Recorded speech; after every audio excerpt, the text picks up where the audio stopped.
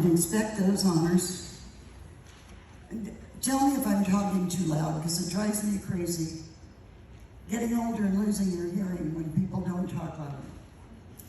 What?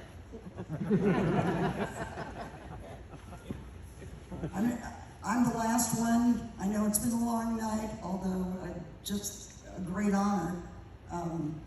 But I spent a week writing this. Okay, I wrote it today. But, so I'm gonna read it. I do thank you so much. What an honor that I never expected. It all started in a small town. No, wait, that was another speech. You probably know where it started. As far as I know, my brother Alan and I are the 4th generation of our family to live in Piedmont. In the late 1800s, when the whole town burned down, they of course built it back from brick. And the first building they built back, I was told, was where Tony's drugstore ended up. And my grandmother's father and uncle burned the first bricks, made the first bricks to build the first building. Cicero Wilhelm and his brother. My grandparents, Archie and Viola Ballard, built a nightclub where the old IGA sits now. I'm nervous, you guys make me nervous. Anyway, where the old IGA sits now, and a hotel, restaurant, tavern, a liquor store where Morrison's funeral home is, and where I was brought home when I was born. My father, Rod Connor, after working many years in Greenland, returned in 1962. He and my mother, Ruth, leased a tavern and liquor store from Hollis McGee, Ruth's Lounge, across from where Subway is now. And they bought the old Eastman house on First Street, where my brother and his family live now. My dad died 3 months later. I was 11, Alan was almost 14. I was raised by a strong woman who was left with nothing but bills, 2 kids, and not even a full grade school education. But she worked from noon until early mornings, 6 days a week, in 6-inch heels, by the way. And we all cleaned the tavern on Sundays. When I was in high school, Joe Bumpus and Galen Watson moved into town and built a radio station. And all the AM stations had to sign off at sunset in those days. So every day, or almost every day after they sign off, they'd come to Ruth's Lounge and have a couple of beers. Well, Joe asked me to help him with a commercial. He said, I need a girl's voice on the commercial.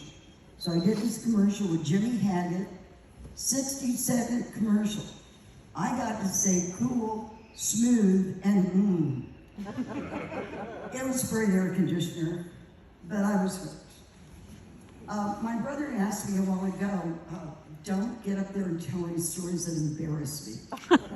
So I thought, well, I didn't write one, but now I've got to tell one. So when Alan was old enough to drive, but I wasn't yet, Mom was, of course, working every night. She would make him take me to the drive-in on his dates. So as soon as he parked the car, I was out of the car and gone, which suited both of us. But he goes back to Mom and he goes, Mom, it's so embarrassing. You can hear her mouth all over the drive-in. And Mom said, that's good. When you can't hear her, you go look for her. I graduated in 1968, promptly got married and started a family. In that order, by the way, no matter what you've heard. I got pregnant with my daughter, Shannon, a year after my wedding, and the old ladies in town were still counting the months. Boy, this baby's late. My son, Grant, followed 22 months later. In 1975, I got divorced, and with a 3- and a 5-year-old, started my radio journey while working at Bluffview Cafe, the plastics factory, and school. I went from Piedmont to Ironton to Cape Girardeau, Cedar Rapids, Memphis, Cincinnati, Baltimore, 12 years with the #1 morning show in St. Louis at WIL, 4.5 years, the first woman on Sirius Satellite Roadhouse, to Maui to Pensacola, back to Piedmont as the owner of an internet radio station.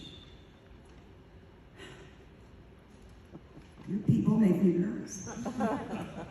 There were just a handful of women in radio when I started. I have a number of firsts under my belt. A couple of months ago, as they said, I was inducted into the Country Radio Hall of Fame, one of the first to be nominated back in the 90s. And I was so surprised. A lot of young women, after the announcement, came up and thanked me for being a pioneer and a trailblazer and saying, if it wasn't for me, we wouldn't be welcome here. My son, Grant,